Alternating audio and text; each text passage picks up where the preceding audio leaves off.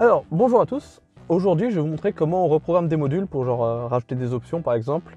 En l'occurrence, je vais le faire sur une Mondeo Mark IV de 2007. Comme matériel, vous allez avoir besoin d'un ordinateur et du coup d'un adaptateur pour brancher sur la voiture. En l'occurrence, comme adaptateur, il vous faut le ELM 327 et il faut en prendre un du coup qui soit modifié avec l'interrupteur pour choisir entre les deux types de réseaux qui sont différents sur la voiture, donc le HS Scan et le MS Scan. Ne vous inquiétez pas, ça se trouve sur eBay pour une vingtaine d'euros, pas de problème. Ensuite, il faut installer les pilotes pour l'adaptateur, et ça vraiment ça dépend de l'adaptateur que vous achetez. Le vendeur est censé vous donner les pilotes qui vont avec, parce que vraiment ça dépend de la puce qui est dans chaque adaptateur, donc on ne peut pas faire un guide pour tous. Alors, une fois qu'on a installé les pilotes, maintenant il est temps de télécharger ForceScan et ELM Config. Alors pour ça, on va tout d'abord sur le site web de ForceScan, on clique en haut sur Product ou Produit, et ensuite on télécharge donc la dernière version de ForceScan pour Windows. Voilà, ça télécharge. Ensuite, on peut aller sur le site de LM Config, le premier lien.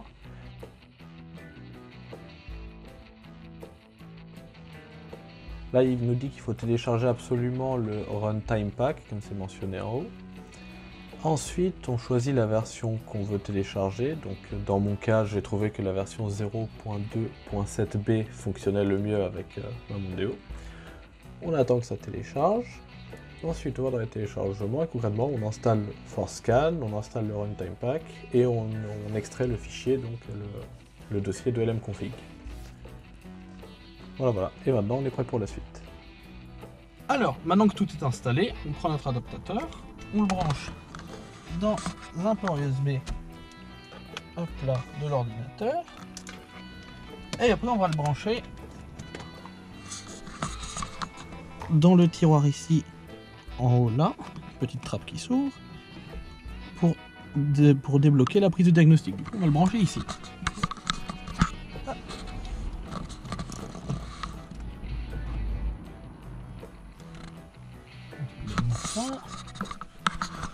On l'a branché, vous pouvez voir qu'il fait de la lumière. Et ensuite, il suffit de mettre le contact. Donc concrètement, j'ai appuyé sur le bouton, pour ceux qui ont le démarrage sans clé, j'ai appuyé sur le bouton sans appuyer sur l'embrayage justement, pour pas démarrer le moteur.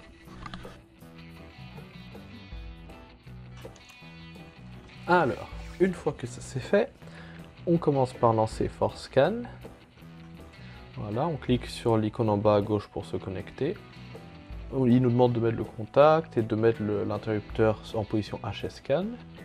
Petit détail que je rajoute au montage, vous savez pas au début quelle position de l'interrupteur est le HS Scan et quelle position est le MS Scan.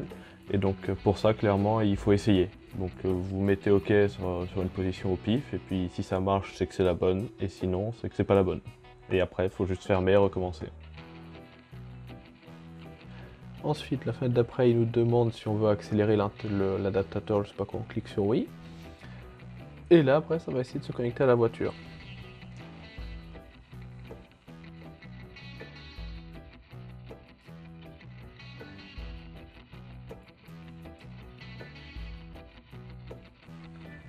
Là, il nous demande si on veut aussi, si on a un interrupteur HSMS Scan et si on en a un, donc on doit mettre en position MS Scan pour pouvoir scanner l'autre can de la voiture. Et là, pareil, on attend qu'il trouve tous les modules.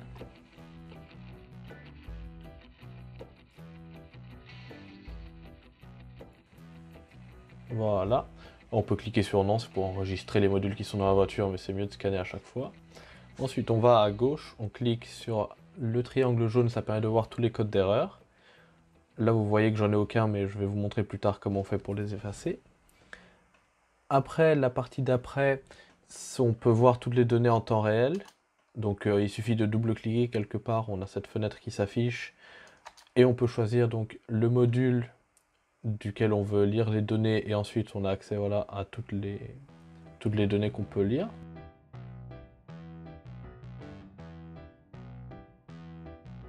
Par exemple, voilà, on peut par exemple passer la température ambiante dans la catégorie à droite. Et là on voit que ça nous a rajouté une catégorie. Donc on clique sur le petit plus en bas. Il nous demande de placer l'interrupteur dans la bonne position. Et ça commence à lire donc en temps réel les données reçues par les capteurs.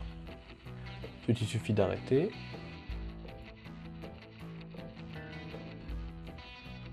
Et on peut passer à la partie test. Ça, j'avoue que je ne sais pas ce que c'est. Ça va être pour faire des tests sur certains modules. La partie d'après, c'est les procédures. Donc ça, par exemple, qu'on peut lancer une régénération forcée du FAP ou réinitialiser des modules, etc. Et la partie d'après, c'est la partie intéressante, ça va être la programmation. Alors, il faut savoir que pour utiliser cette partie-là dans ForceScan, c'est payant, il faut une licence. Et c'est donc pour ça que, personnellement, j'utilise le LMconfig, qui est clairement plus compliqué à utiliser, mais qui est gratuit.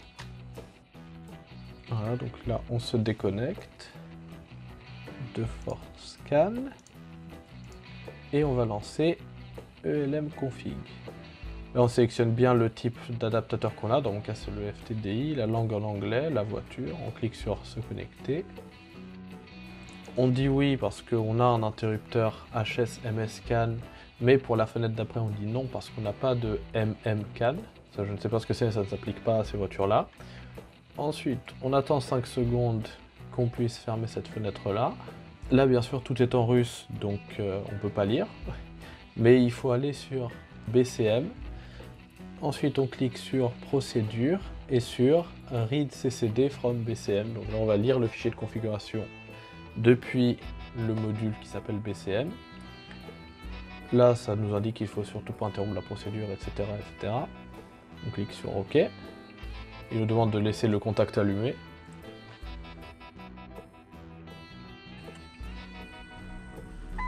Voilà. Là, ça va commencer à biper, à nous donner plein de codes défauts.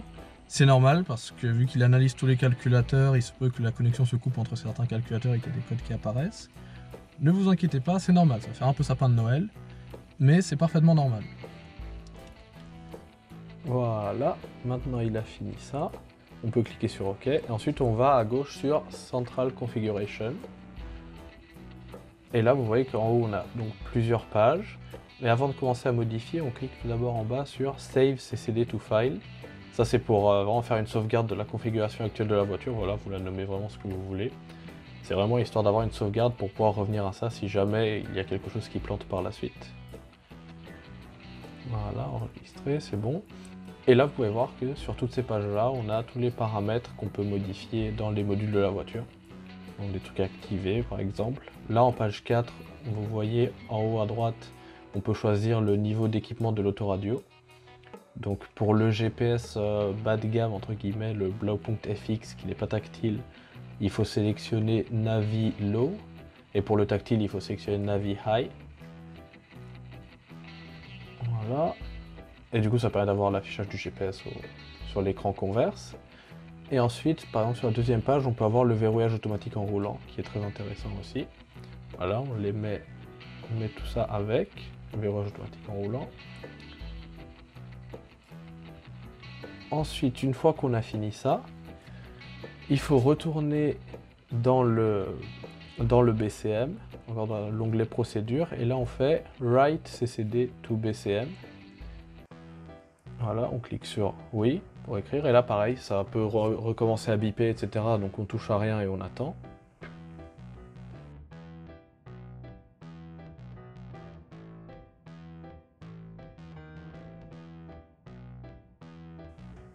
Voilà, il a fini d'écrire donc le fichier de configuration dans le BCM, et maintenant il faut aller sur le MSCAN, à gauche sur la partie IPC, donc là il nous demande de remettre l'interrupteur en position MSCAN, et on va faire pareil, donc on va dans l'onglet procédure, écrire le CCD dans l'IPC, oui. Là ensuite ça va nous refaire des trucs, cette fois ça éteint l'écran du tableau de bord, ça clignote. Voilà, c'est bon, ça c'est fini. Et là, en général, on a encore à nouveau des codes d'erreur qui restent. Donc, ce qu'on va faire pour être sûr qu'il n'y a plus rien, ça va être de rouvrir ForceScan, de se reconnecter comme avant à la voiture.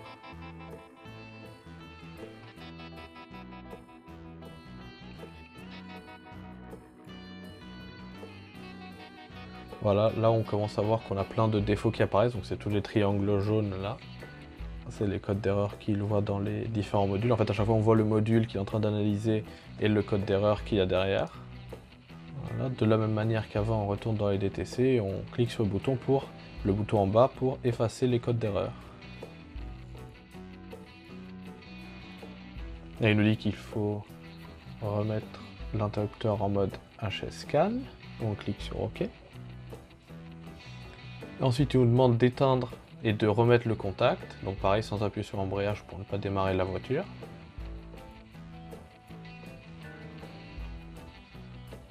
Là, il nous demande de mettre l'interrupteur en MS-Scan.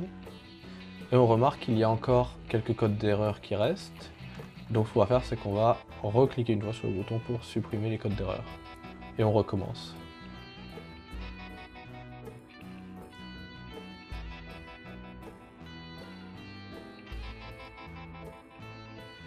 Voilà, et là on voit donc qu'il n'y a plus aucun code d'erreur. Donc ça veut dire que tout va bien, tout est fini, on peut se déconnecter de la voiture. Ensuite, très important, on coupe le contact. Hop. On enlève le port USB, on enlève l'adaptateur ici. On referme la trappe. L'ordinateur en veille. Et maintenant, on essaie de démarrer, voir si ça marche toujours. Voilà, parfait. Et maintenant, vous pouvez voir que tous les voyants sont éteints.